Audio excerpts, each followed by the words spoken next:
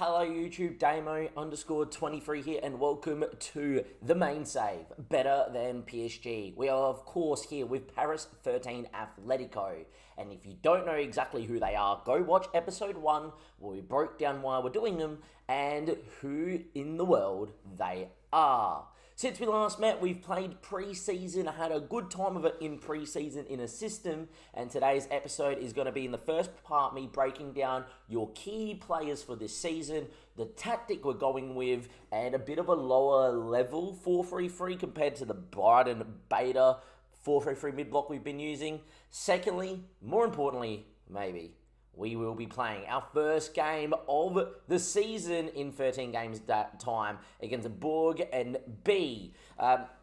Main reason that we are doing this and not doing this live on Twitch, it is the morning before I go to work, the morning after the full game's been released. We spent 2.5, 3 hours going through the squad on Twitch. So if you ever want to see that, links down below. Come follow us live on Twitch. And look, I've been waking up early since coming back from my holiday / my poker sessions, so going to probably play this game off stream as I've got some time before work and in between getting ready for work. But let's get into the team, and we did see the season preview last time. They've actually put us down to 13th now, but you might notice a couple names there that you have not seen. I said we weren't really going to make a signing. We've made 2. Firstly, Robin Knockhart was released from RC Lens, came to me on a free, can play left wing and up front. I think he's a great option off the bench, and there's a reason why I'm highlighting him, is I do think there's going to be times where this guy can get us points off the bench late doors with pace, because 13 pace is not bad for this level, and I'm very, very happy with him. The second player I signed is in the starting 11, and welcome to the 4-3-3 mid-block stream built, but with some changes. Now, so this was the one that we used at Brighton, which we based it on, and I have loaded a second one, which is a bit more traditional. We're going to break down both. We're going to give you your key players, and off you go. If you haven't seen the episode where we go through the 4-3-3, there is 2 or so episodes in the Brighton playlist titled 4-3-3 in the title, which you can definitely go and have a look at when we play with Brighton. We're a little bit more expansive, but it's a very similar system. In terms of what we do, we are standard with a higher tempo. We pass in the space because we've got decent amount of pace for this level and good quality players up front. We're definitely a bit more expressive because of the good quality players we have up front and one very good player we have in Segundo Volante. And we work the ball into the box. Secondly, we take shorter kicks, we counter press, we distribute quickly, we look to disrupt teams. When we win it, we want to use that pace on the break. And as you've seen at Brighton, this has not changed. Prevent short goalkeeper distribution, get stuck in where possible. We will switch that on and off in games to avoid too many yellow cards. Trap outside and stop the crosses, even though we have 2 really good centre-backs at this level that can do the business if the ball does come into the box. Now, I am a big exponent of keeping things simple in the lower levels and then expanding as you go up the league. But considering Paris 13 Atletico have never, ever, ever had an identity or philosophy even instilled in the football club, I'm going to try from minute 1 playing out from the fence, which could be risky. I'm going to try and just get them to learn about playing a little bit more of an attacking system, even though we're playing on the break. The second 4-3-3 is, in essence, a little bit more similar, but a little bit more dumbed down. It's being more expressive still, standard on a higher tempo, but we stay fairly wide. We actually go to 2 wingers, a bit more wing play. We walk the ball into the box. We do for now. I do tick that off in games if we do go to the system, but because of our pace, get the ball to the wide men and let them run at the defense, which is very straightforward. Same thing here, and in terms of what we're doing, it is the same here as well. Just a little bit more of an easier system for at the lower level you play. You know, at the lower level, if you're just playing the ball into space wide and getting them to run at people, it's a bit easier to do than getting them to build out from the back and etc. Where the first system really uses the ability, and we actually have some decent enough players to do this if you're looking at the star ratings. Important to note too, this team actually morphs well into a 4-3-3. We're going to go through the starting 11 as picked right now because I do think this would be your starting 11 on the opening day. Now, they give me this keeper. DDL is very good for the level. As a shot stopper, not great, but what he does do is he's got good command of area reflexes, passing ability, so he's a keeper that's good for not being a keeper. They're interesting on FM. We do have Sananu, who is a international and someone that you might see play some minutes this season. Daliot's playing wing back on support. We did play with a complete wing back at Brighton, so a bit of a role change. We did at Brighton play with left and right wing backs sitting inside to protect, the midfield if the Segundo Volante's bomb on. Here, we're just getting him to stay natural, and that's mainly because I don't want to give him too many instructions to overload him. Now, Daliot's not our best player, but he's decently good as a defensive wing back. Going forward, maybe not the greatest, but that's okay. Karamoko, they've just signed in real life. He has come from, in real life, a club in the National League that just got relegated. He's been at Red Star, been at this level, and has played in League One many, many moons ago. The Frenchman, very good for this level. Ability to header, good decision making, decent footballer, 6'4". I love him. And a big shout out to one of our boys in the Twitch chat, Berger, who recommended me to go for Yannick Berger. He did FC Ademir as a club last year, and he knows that he got released this year. And he said, Damien, you should go have a look at him. He's my other signing, and wow, could arguably by the end of the year be the best centre-back in the league. Yeah, he lacks a little bit of marking ability, but physically a monster for this division, tackling and heading, and very well-rounded mentals. He's also someone, if we could become professional in the next couple of years, could get a year or two's worth of growth in a professional team as well. One of the best left-backs in the league is João Lucas from Portugal. He's a great wing-back on attack, a great wing-back on support. Going to let him go and do what he wants. You might have seen him play in Portugal. Was an Academy in the second division last year. Santa Clara, Benfica prospect. And he's here at the club already, so I love that João Lucas is here. And then, Eden Masuemi, he's just suited for Segundo Volante. I could not believe when I clicked into the save and going, I wish we could play Segundo Volantes, because they're so hard to find at this level. I found not one, but two guys that can play Segundo Volante. And Eden is just so good, and is the main reason why we're playing a similar system to at Brighton, because for this level at 25, he's so well-rounded, he's so technically gifted for this level, he's someone that could even play in the division above. And if you have a look, even though my coaches aren't particularly great, anyone that's up this sort of potential is a leading player for the division. Castro is someone that doesn't know how to play the role, but if you have a look at him here playing as a Segundo Volante, he can do the business. Reminds me a lot of McAllister. Someone that can tackle, but is a very good creative player going forward. He comes deep to get the ball, which I like, which helps us build out from the back, but he also loves to get up and down the pitch from what I've seen in the match engine. I think he's really good. Plus, he's not bad over a dead ball. Definitely someone to keep an eye out. I'm going to leave these two guys for last because they're the big boys. So Haddad's next. He's more of a winger on the left-hand side. We don't really have a right-sided winger. The fact that he can play it semi-okay, he's got decent pace with good off the ball and good decision-making. He's also got decent crossing for this level with decent passing. He's a very well-rounded player. He's a very good player. So definitely putting him on the right is definitely a way to go. Yes, I'm tempted to play him as a winger on the left, but there's a reason why we're not. And that's because we got our two most important players up top. Yanis Baraka is someone that has just been signed in real life, has not played a game from obviously, and he starts as a shadow striker that at this level is worldy. As 24, when you're that well-rounded, you're that good, thank you very much. I am playing him as a pressing forward in the system. Now, main reason why pressing forward, because players at this level lack technical ability, there's going to be plenty of goals where centre-backs make mistakes, and he's going to nib in as a pressing forward and win it and go. As an advanced forward, I don't think you get that. I do think he's better up front as an advanced forward for sure, but I think as a pressing forward, he can still play that role, and we're going to start him as a pressing forward. If we don't get the ability out of him, we've got a couple of options. A, dropping him for the next guy to play up front as a pressing forward because he's natural there, or secondly, moving to an advanced forward and see what happens. But that brings me to the big boy. Fata Madi Diarra, the Malian international, 15 caps, 3 goals for Malia. He is great. He's come from a team in this division where he scored 5 goals, only 10 appearances, which is pretty good. Plays up top, pressing forward extraordinaire. I've got him playing as an inside forward on attack. Main reason is, out there, he's very good too, and allows me to play a very good player up front. Dribbling, finishing, first touch, decent amount of physicals, like very good physicals between everything. I've seen him score a couple of backstick headers too. Mentally very switched on for a player at this level.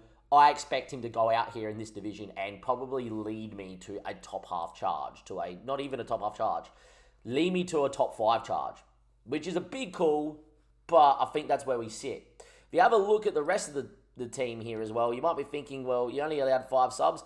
5 subs, all 5 can be used. Nuno Valente, one of them, is an important player, got great ability. He's got 15 penalty taking with great 13 free kick taking with great corners for this level. Just not quick enough to start for me in this system. He's not as good as Valente really without the pace, but it's someone that I am training to play to come off the bench. He can create us with some creativity. There might be some times we go 4-2-3-1. There might be some times where he comes and plays on the left or the right. I just feel like as a player where we're allowed to use all 5 subs that we name, he's going to be someone that's going to come off the bench in most games, if not all. Apart from that, though, none of these other guys are really that great. They're not particularly, fantastic. This guy was going to start for me, but we made the centre-back signing. Hence why we made a centre-back signing, because if those are my 2 centre-backs at this level, he's not bad.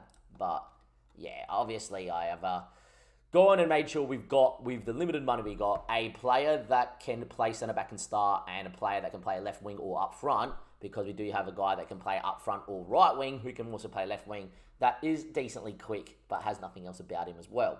So we're in a good spot, and that's where we're going to leave it for now. I'm going to go quickly get ready for work, and we're going to come back with match day number 1, Borg and B. Opening day. They predicted to finish 9th this season. We're predicted to finish 13th. The board want me to finish top half. Where do you think I'll finish? Leave me a comment down below, and when I come back, we're going to have the opening day away from home, and, well, if pre-season's anything to go by, we don't concede too many goals in this system, and we do score a few. Important to note, though, apart from PSG and Monaco too, who didn't come full strength, a lot of those teams are teams in the lower divisions. So it's about time we got tested against a team that is in and around our level. Welcome back, YouTube. I've got ready for work. Before I leave, though, we are definitely playing this game against Borg and B, and hopefully we'll go out there and look to beat them. I've got my first team all ready to go.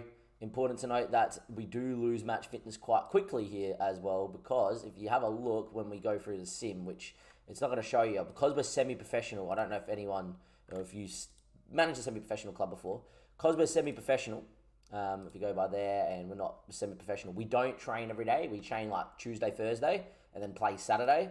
So we are like your local club. We don't train every day. We're not in training and working on this and that. It's just you come in, the coaches do what they're doing, etc. Brings me on my next thing is that I have signed a couple coaches. You start with the assistant coach, the fitness coach, and the coach here. We didn't have a youth for development. No one good at this level, so I went with someone that has at least 20 and something.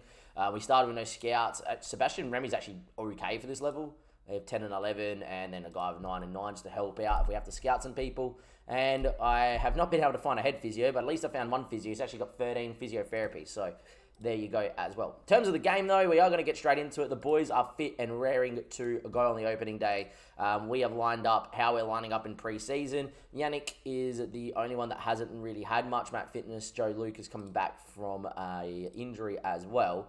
But that is your team on the opening day for our first game in the save. And hopefully, fingers crossed, we go and play it well in the system. We need to give a squad number to Robin. Apparently, we didn't give him one. Mate, just go where the Mario Balotelli 45 because you can play up front. Let's go. See what we can do here away from home. I'm going to just tell them to relieve pressure. That seemed to work. Big day. First game ever in the National Division, the club's history. And they were founded in 1968. First time in a professional league, even though they're not a professional football club. I'm very surprised Football Manager have not tipped them to get relegated. But as you can see here, they're lining up in that deep 3-4-1-2. We actually played AS Monaco's twos who played that system. Found it hard to break them down. We eventually scored. Because our players aren't even well known, a couple of them do not have a face pack, but I'm sure DF11 will update the face packs and we can update that down the track as well.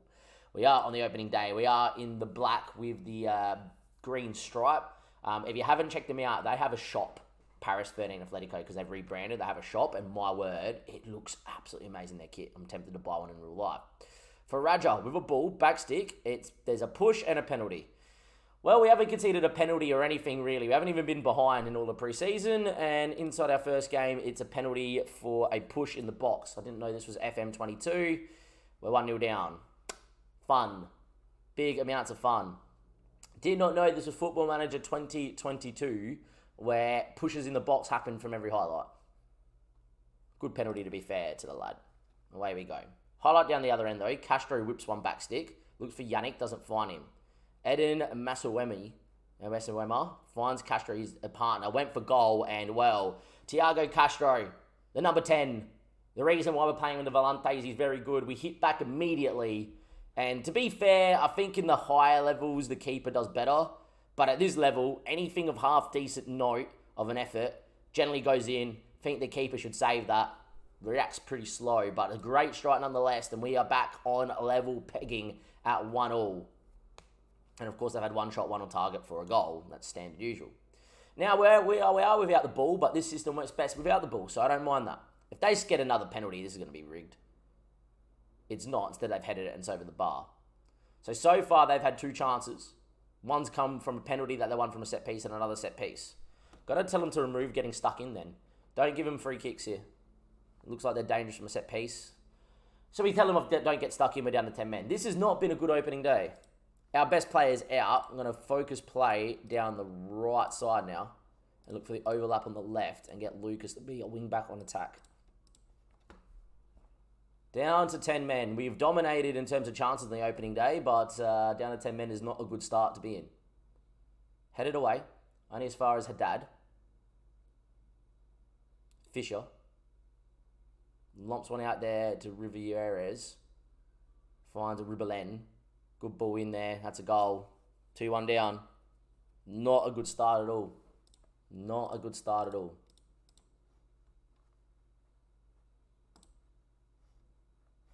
Half time, we're going to get aggressive. Our best player getting sent off is not ideal. Castro stands on it. Takes his time for whatever reason. Hurry up and hit it. Oh my. That's why he took his time, because he's got a thunder of a left peg. Castro scored 2 from distance. 2-2 with 10 men. 2-2 with 10 men as Castro fizzes one around the wall. Poor wall placement from their keeper. I think their keeper's had a nightmare. Going to move us to wasting time frequently here. We're down to 10 men. Need to waste some time. 60 minutes played. Time's ticked away.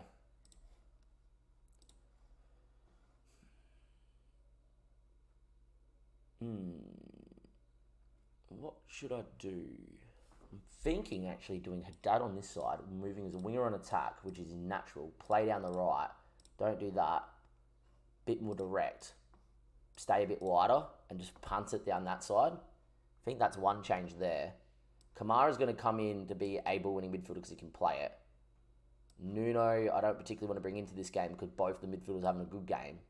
Same with Cisse, same with Knockhart. Yannick's had a pretty poor opening day, so we might make 2 changes there. 67 minutes played. And I might use my changes as time-wasting changes later. Joey Lucas finds Haddad. I'm just going to play down his left with an actual winger as well. Kamara off the bench. Castro, have a dig. He's unreal. We may not win today, but we found out that Castro is absolutely unbelievable. He is fizzing them everywhere. 78 minutes played, 2-2 in a crazy game. I'm now going to bring in Knockhart for Bakara, and I'm going to get him to play advance forward on the last man. Nuno's going to come in.